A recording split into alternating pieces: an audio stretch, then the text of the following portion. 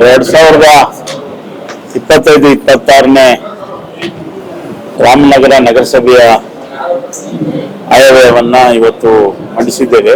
ನಾವು ನಮ್ಮ ಎಲ್ಲ ನಗರಸಭಾ ಸದಸ್ಯರ ಸಹಕಾರದೊಂದಿಗೆ ಹಾಗೂ ನಮ್ಮ ಎಲ್ಲ ಆಡಳಿತ ವರ್ಗದ ಎಲ್ಲ ಸಿಬ್ಬಂದಿಯ ಸಹಕಾರದೊಂದಿಗೆ ನಾವು ಅನೇಕ ಕಾರ್ಯಕ್ರಮಗಳನ್ನು ರಾಮನಗರದ ಅಭಿವೃದ್ಧಿ ದೃಷ್ಟಿಯನ್ನಿಟ್ಟುಕೊಂಡು ಅದು ರಾಮನಗರದ ಒಂದು ಚಿತ್ರಣವನ್ನ ಬದಲಿಸಬೇಕು ಅನ್ನೋ ಒಂದು ಸಂಕಲ್ಪವನ್ನ ಮಾಡಿದ್ದೇವೆ. ರಾಮನಗರ ನಗರವನ್ನ ಒಂದು ಪರಿಸರ ಸ್ನೇಹಿ ಸ್ವಚ್ಛ ರಾಮನಗರ ಎನ್ನುವ ಕಾನ್ಸೆಪ್ಟ್ನಲ್ಲಿ ಇಟ್ಕೊಂಡು ನಾವು ಗಿಡಗಳನ್ನ ಸುಮಾರು 2000 ಈ ವರ್ಷದ ಅವಧಿಯಲ್ಲಿ 2000 ಗಿಡಗಳನ್ನ ನೆಡಲು ಉದ್ದೇಶಿಸಲಾಗಿದ್ದು, ಅದರ ಜೊತೆಗೆ ಇಡೀ ರಾಜ್ಯದಲ್ಲಿಯೇ ನಗರಸಭೆಗಳಲ್ಲಿ ಪ್ರಪ್ರಥಮ ಬಾರಿಗೆ ಸ್ಮಾರ್ಟ್ ಪಾರ್ಕ್ಗಳು ಹಾಗೂ ಸ್ಮಾರ್ಟ್ ಬಸ್ ಸ್ಟಾಪ್ಗಳನ್ನ ಮಾಡಲು ಉದ್ದೇಶಿಸಿದ್ದೇವೆ. ಈ ಸ್ಮಾರ್ಟ್ ಪಾರ್ಕ್ಗಳು ಮತ್ತು ಸ್ಮಾರ್ಟ್ ಬಸ್ ಸ್ಟಾಪ್ಗಳು ಅಂತಂದ್ರೆ ಬಹಳ ಆಧುನಿಕ ತಂತ್ರಜ್ಞಾನದಿಂದ ಕೂಡಿದಂತವಾಗಿದ್ದು, ಕರ್ನಾಟಕದಲ್ಲೇ ಎಲ್ಲೂ ಕೂಡ ಬೆಂಗಳೂರು BBMP ಒಂದ್ ಕಡೆ ಬಿಟ್ರೆ, ಅದು BBMP ಕೂಡ ಒಂದ್ ಕಡೆ 2 ಕಡೆ ಬಿಟ್ರೆ ಇನ್ನು ಬೇರೆ ಕಡೆ ಎಲ್ಲೂ ಇದನ್ನ ಅಳವಡಿಸಿಲ್ಲ. ಹಾಗಾಗಿ ಮೊದಲನೇದಾಗಿ ನಾವು ರಾಮನಗರದಲ್ಲಿ ಸ್ಮಾರ್ಟ್ ಪಾರ್ಕ್ಗಳು ಮತ್ತು ಸ್ಮಾರ್ಟ್ ಬಸ್ ಸ್ಟಾಪ್ಗಳನ್ನ ಮಾಡಲು ಉದ್ದೇಶಿಸಿದ್ದೇವೆ. ಅದರ ಜೊತೆಗೆ ನಾವು ಈಗ ಸಾಮಾಜಿಕ ಕ್ಷೇತ್ರಗಳಲ್ಲಿ, ಸಾರ್ವಜನಿಕ ಕ್ಷೇತ್ರಗಳಲ್ಲಿ ಕ್ರೀಡೆ, ಸಾಹಿತ್ಯ ಮತ್ತು ಜನಪದ ಒಂದು ಕಲೆಗಳನ್ನ ಪ್ರೋತ್ಸಾಹಿಸಬೇಕಂತೇಳಿ ನಾವು ಅನೇಕ ಕಾರ್ಯಕ್ರಮಗಳನ್ನು ಕೂಡ ಸಾಮಾಜಿಕ ವಲಯದಲ್ಲಿ ರಾಮನಗರ ನಗರಸಭೆಯ ವ್ಯಾಪ್ತಿನಲ್ಲಿ ನಗರದ ಒಂದು ಗರಿಮೆಯನ್ನು ಹೆಚ್ಚಿಸುವ ಒಂದು ಕಾರ್ಯಕ್ರಮಗಳನ್ನು ಹಮ್ಮಿಕೋಬೇಕು ಅಂತೇಳಿ ತೀರ್ಮಾನ ಮಾಡಿ, ಮತ್ತೆ ಪರಿಶಿಷ್ಟ ಜಾತಿ ಪರಿಶಿಷ್ಟ ಪಂಗಡದ ವಿದ್ಯಾರ್ಥಿಗಳಿಗೆ ಹಾಗೂ ಎಲ್ಲ ಜನಾಂಗದ ಬಡವರಿಗೆ ವಿದ್ಯಾರ್ಥಿಗಳಿಗೆ ಈಗಾಗಲೇ ತಮಗೆ ಅರಿವಿರೋ ಹಾಗೆ ನೀಟು ಈ ಒಂದು ಕೋರ್ಸ್ಗಳಿಗೆ ನಾವು ಅವ್ರಿಗೆ ತರಬೇತಿ ನೀಡ್ತಕ್ಕಂಥ ಅದು ಬಹಳ ಸಾಧ್ಯ ಆಗಿದ್ರು ಕೂಡ ನಾವು ಅವ್ರಿಗೆ ಈ ನಮ್ಮ ರಾಮನಗರದ ವಿದ್ಯಾರ್ಥಿಗಳಿಗೆ ಅವ್ರಿಗೆ ನಾವು ಸಹಾಯಕವಾಗಿ ನಿಂತ್ಕೋಬೇಕು ಅಂತೇಳಿ ರಾಮನಗರ ನಗರಸಭೆ ಒಂದು ಒಂದು ಕಾರ್ಯಕ್ರಮವನ್ನು ಕೂಡ ನಾವು ಹಮ್ಮಿಕೊಳ್ತಾ ಇದ್ವಿ. ಯಾಕೆಂದ್ರೆ ಅದು ಫ್ಯಾಕಲ್ಟಿ ಹುಡುಕೋದು ಬಹಳ ಕಷ್ಟ. ಈ ನೀಟ್ ಮತ್ತೆ ಈ CET ಹಾಗೂ ನೀಟ್, CET ಜೀಟ್ ಹಾಗೂ ನೀಟ್ ಈ ಒಂದು ಕೋರ್ಸ್ಗಳಿಗೆ ನಾವು ತಯಾರು ಮಾಡ್ಬೇಕಂದ್ರೆ ಮಕ್ಕಳು ಸದಾ ರೆಡಿಯಾಗಿ ತಯಾರಾಗಿ ನಿಂತಿರ್ತಾರೆ. ಹಾಗಾಗಿ ಫ್ಯಾಕಲ್ಟಿನ ನಾವು ವ್ಯತ್ಯಾಸ ಮಾಡೋಕ್ಕೆ ಸಾಧ್ಯ ಇಲ್ಲ ಅನ್ನೋ ನಿಟ್ಟಿನಲ್ಲಿ ಬಹಳಷ್ಟು ಸಾರಿ ಆಲೋಚನೆ ಮಾಡಿ ನಾವು ಸಂಪನ್ಮೂಲ ವ್ಯಕ್ತಿಗಳನ್ನ ಸಂಪರ್ಕಿಸಿ ಅವರಿಂದ ವಾಗ್ದಾನವನ್ನು ಪಡ್ಕೊಂಡು ನಾವು ಈ ಒಂದು ವಿನೂತನವಾಗಿ ಒಂದು ಕಾರ್ಯಕ್ರಮವನ್ನು ಕೂಡ ಹಮ್ಮಿಕೊಳ್ತಾ ಇದ್ವಿ. ಅದರ ಜೊತೆಗೆ ನಾವು ರಾಮನಗರದ ಇತರೆ ಎಲ್ಲ ಸಮುದಾಯದ ಎಲ್ಲ ವಿದ್ಯಾರ್ಥಿಗಳಿಗೂ ಕೂಡ ಕಾಂಪಿಟೇಟಿವ್ ಎಕ್ಸಾಮ್ಸ್, IAS, KAS ಅಥವಾ PSI ಯಾವುದೇ ಒಂದು ಎಕ್ಸಾಮ್ಸ್ಗಾಗ್ಲಿ ಅವ್ರಿಗೆ ಸಹಾಯ ಆಗೋ ರೀತಿಯಲ್ಲಿ ತರಬೇತಿಯನ್ನು ಕೊಡಿಸ್ಬೇಕು ಅನ್ನೋ ಒಂದು ಇಚ್ಛೆಯನ್ನು ಕೂಡ ಹೊಂದಿದ್ದೇವೆ. ಅದರ ಜೊತೆಗೆ ಈಗ ನಾವು ರಾಮನಗರವನ್ನ ಒಂದು ಸುಂದರ ಒಂದು ನಗರವನ್ನಾಗಿ ಮಾಡ್ಬೇಕಂತ ಹೇಳಿ ನಮ್ಮಲ್ಲಿ ಅನೇಕ ಒಂದು ವೃತ್ತಗಳಿದ್ದಾವೆ, 2-3 ಪ್ರಮುಖ ವೃತ್ತಗಳು. ಆ ವೃತ್ತಗಳನ್ನ ಸುಂದರೀಕರಣಗೊಳಿಸಬೇಕು ಅಂತ ಹೇಳಿ ವಾಟರ್ ಟ್ಯಾಂಕ್ ಸರ್ಕಲ್ ನಲ್ಲಿ ಒಂದು ಒಳ್ಳೆಯ ಕಾರಂಜಿಯನ್ನ ಮಾಡಿ, ಮತ್ತೆ ರೈಲ್ವೆ ಸ್ಟೇಷನ್ ಸರ್ಕಲ್ ಬಹಳ ವರ್ಷಗಳ ಇತಿಹಾಸ ಇದೆ. ಹಳೆ ಮೈಸೂರು BM ರೋಡ್ ಅದು ಬಹಳ ದೊಡ್ಡ ಸರ್ಕಲ್. ಅಲ್ಲಿ ಒಂದು ಕ್ಲಾಕ್ ಟವರ್ ಅನ್ನ ಸ್ಥಾಪನೆ ಮಾಡಬೇಕು. ಮತ್ತೆ ಕೆಂಪೇಗೌಡ ಸರ್ಕಲ್, ಈಗ ಮಾಗಡಿ ರೋಡು ಮತ್ತೆ ಜಾಲಮಂಗಲ ರೋಡು ಮತ್ತೆ ಜನರಬೀಡ ಏರಿಯಾಗಳಿಗೆ ಸಂಪರ್ಕ ಇರೋದ್ರಿಂದ ಕೆಂಪೇಗೌಡ ಸರ್ಕಲ್ ಕೂಡ ಒಂದು ಕ್ಲಾಕ್ ಟವರ್ ಅನ್ನ ಸ್ಥಾಪನೆ ಮಾಡಬೇಕು ಅನ್ನೋ ಉದ್ದೇಶವನ್ನ ಹೊಂದಿದ್ದೇವೆ.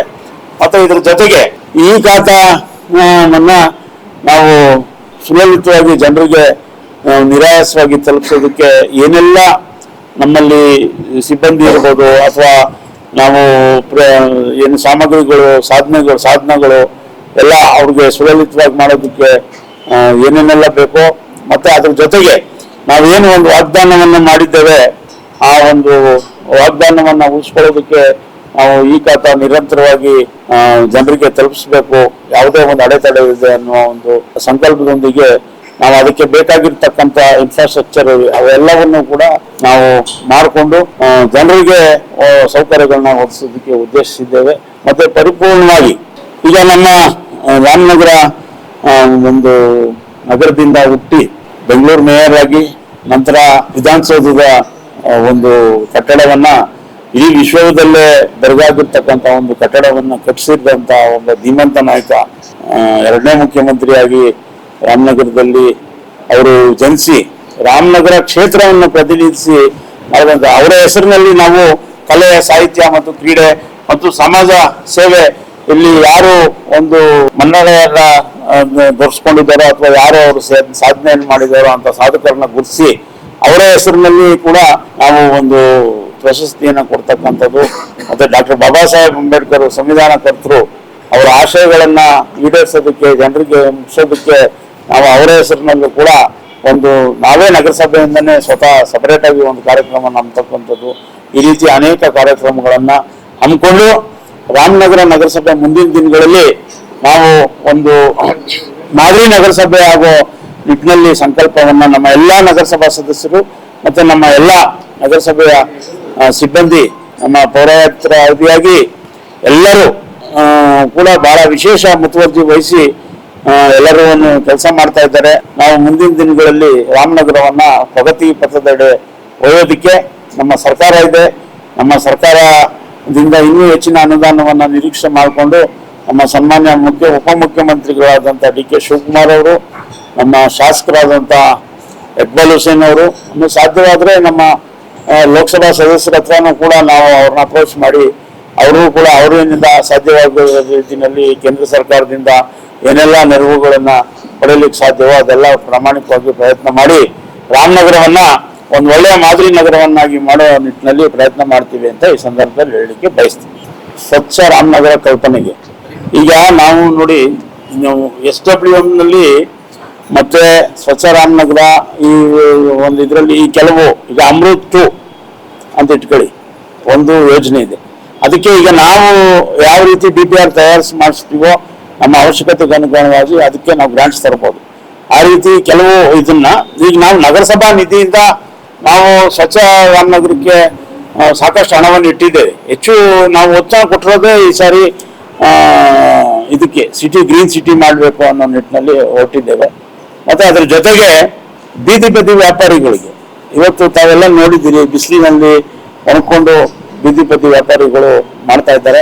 ಅವರಿಗೆ ನಾವು ಶಿಸ್ತಾಗಿ ವ್ಯಾಪಾರ ಮಾಡಲಿಕ್ಕೆ ಒಂದು ಪಟ್ಟೆಯನ್ನು ಹಾಕಿ ಆ ಪಟ್ಟೆಯಿಂದ ಈಚೆ ಬರೆದು ಜನರಿಗೂ ನಾಗರಿಕರಿಗೆ ತೊಂದರೆ ಆಗಬಾರ್ದು ಅಂತೇಳಿ ತಿಳಿ ಹೇಳಿದ್ದೇವೆ. ಅದ್ರ ಜೊತೆಗೆ ಛತ್ರಿಗಳನ್ನು ಕೂಡ ಕೊಡುವ ಒಂದು ನಿರ್ಣಯವನ್ನು ಮಾಡಿದ್ದೇವೆ. ಸುಮಾರು 1,000ಕ್ಕೂ ಹೆಚ್ಚು ಛತ್ರಿಗಳನ್ನ ಕೊಡಬೇಕು ಅಂತೇಳಿ ನಾವು ನಗರಸಭೆಯಿಂದ ನಾವು ನಿರ್ಣಯ ಮಾಡಿದ್ದೇವೆ. ಮತ್ತೆ ಈಗ ಪ್ಲಾಸ್ಟಿಕ್ನ ಮುಕ್ತ ರಾಮನಗರ ಮಾಡಬೇಕು ಅಂತೇಳಿ ಈಗ ನಾವು ಅದು ಸುಮಾರು 10,000 ಬ್ಯಾಗ್ಗಳನ್ನ ನಗರಸಭೆ ವತಿಯಿಂದ ಬಟ್ಟೆ ಬ್ಯಾಗ್ಗಳು ಅದನ್ನ ಮಹಿಳೆಯರಿಗೆ ಸ್ಪೆಸಿಫಿಕಲಿ ಮಹಿಳೆಯರಿಗೆನೆ ಅದನ್ನ ವಿತರಿಸಬೇಕು ಅನ್ನೋ ಒಂದು ಯೋಜನೆ ಕೂಡ ಹಮ್ಮಿಕೊಂಡಿದ್ದೀವಿ. ಈ ರೀತಿ ನಾವು ಸರ್ವವ್ಯಾಪಿಯಾಗಿ ಎಲ್ಲ ವಲಯಗಳನ್ನ ಮುಟ್ಟೋದಕ್ಕೆ ಪ್ರಯತ್ನವನ್ನ ಮಾಡಿದ್ದೇವೆ. ಅದ್ರ ಜೊತೆಗೆ ತಮ್ಮಗಳ ಸಹಕಾರ ಮುಖ್ಯ. ಮುಂದಿನ ದಿನಗಳಲ್ಲಿ ನಮ್ಮ ರಾಮನಗರ ನಗರಸಭೆ ಮಾದರಿ ನಗರಸಭೆ ಆಗಲಿಕ್ಕೆ ತಾವು ಕೂಡ ಸಹಕಾರ ಮಾಡಬೇಕು ಅಂತ ಈ ಸಂದರ್ಭದಲ್ಲಿ ಕೇಳಲಿಕ್ಕೆ ಬಯಸ್ತೀವಿ. ರಾಮನಗರ ನಗರಸಭೆ ವ್ಯಾಪ್ತಿನಲ್ಲಿ ಎಲ್ಲೆಲ್ಲಿ ನೀವು ಪೈಪ್ಗಳು ಹೊಡೆದೋಗಿತ್ತೋ, ಈ ಕುಡಿಯೋ ನೀರಿನ ಜಲ್ ಜೀವನ್ ಮಿಷನ್ ಎಲ್ಲೆಲ್ಲಿ ಕೆಲಸ ಮಾಡ್ತಾ ಇದ್ದಾರೋ ಅದರ ವಿಚಾರವಾಗಿ ನಾವು ಸುಮಾರು 3 ಸಭೆಗಳು ಮಾಡಿದ್ದೀವಿ. ಈಗ ನಾವು ಒಂದೊಂದು ಸಭೆಗಿಂತ ಒಂದೊಂದು ಸಭೆಗೆ ಇಂಪ್ರೂವ್ ಆಗ್ತಾ ಇದೆ. ಈಗ ಮೊದಲನೇ ಸಾರಿ ಏನಿತ್ತಂದ್ರೆ ಒಂದು ದಿನಕ್ಕೆ 60 ಕಡೆ 70 ಕಡೆ ಲೀಕೇಜ್ ಆಗ್ತಾ ಇತ್ತು. ಈಗ ಅದನ್ನು ಕಂಟ್ರೋಲ್ ಮಾಡಿದ್ದಾರೆ.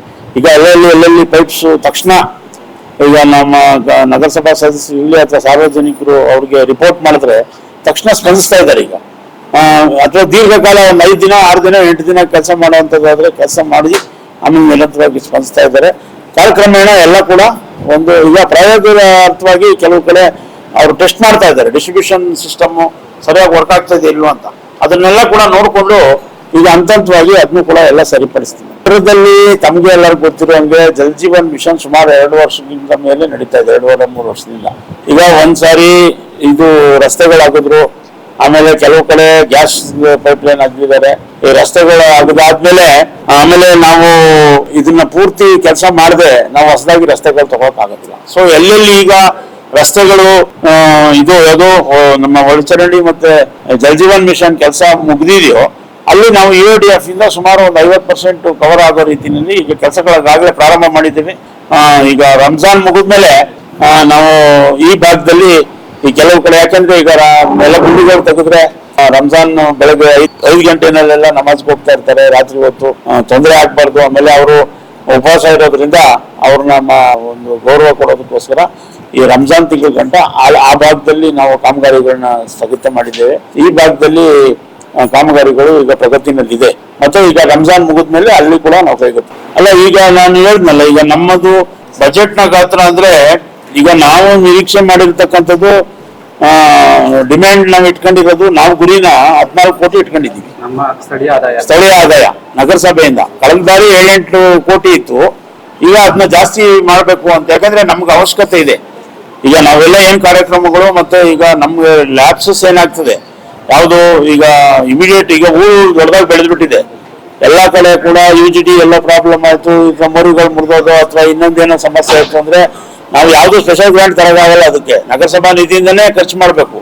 ಅದಕ್ಕೆ ದುಡ್ಡು ನಾವು ರೈಸ್ ಮಾಡ್ಕೊಬೇಕು. ಇವತ್ತಿರೋದು ಇವಾಗ ನಮ್ಗಿರೋ ಆದಾಯ ನಮ್ಮ ನಗರಸಭೆ ಎಕ್ಸ್ಪೆಂಡಿಚರ್ಗೆ ಜಾಸ್ತಿ ಆಗ್ಬಿಡುತ್ತೆ. ಅದಕ್ಕೆ ಅದನ್ನ ಏರ್ಸ್ಕೊಂಡಿದೀವಿ. ಮತ್ತೆ ಆ ನಿಟ್ಟಿನಲ್ಲಿ ಕ್ರಮ ಕೂಡ ಕೈಗೊಳ್ತೀವಿ. ಮತ್ತೆ ಈಗ ಅನುದಾನಗಳ ರೂಪದಲ್ಲಿ 61 ಕೋಟಿಯನ್ನು ನಿರೀಕ್ಷೆ ಮಾಡಿದ್ವಿ. ಅಲ್ಲ, ಮ್ಯಾಂಡೇಟ್ರಿ 3% ಹೆಚ್ಚಲೇಬೇಕು ಅಂತದ್ದು ಒಂದಿದೆ. ಎಲ್ಲಿ ಸರ್ಕಾರದಿಂದ ಸುತ್ತಲೇ ಮಾಡಿದ್ದಾರೆ, ಹೆಚ್ಚಲೇಬೇಕು ಅಂತ. ಈಗ 3ರಿಂದ 5ರಷ್ಟು ಹೆಚ್ಚೋದಕ್ಕೆ ಮಾಡ್ಕೊಳ್ಳಿ ಅಂತ 5% ಮಾಡಿ ಅಂತ ಸರ್ಕಾರ ಹೇಳಿದ್ರು. ಈಗ ನಾವು ಅಷ್ಟು ಮಾಡೋಕ್ಕಾಗಲ್ಲ ಅಂತೇಳಿ 4% ಮಾಡಿ.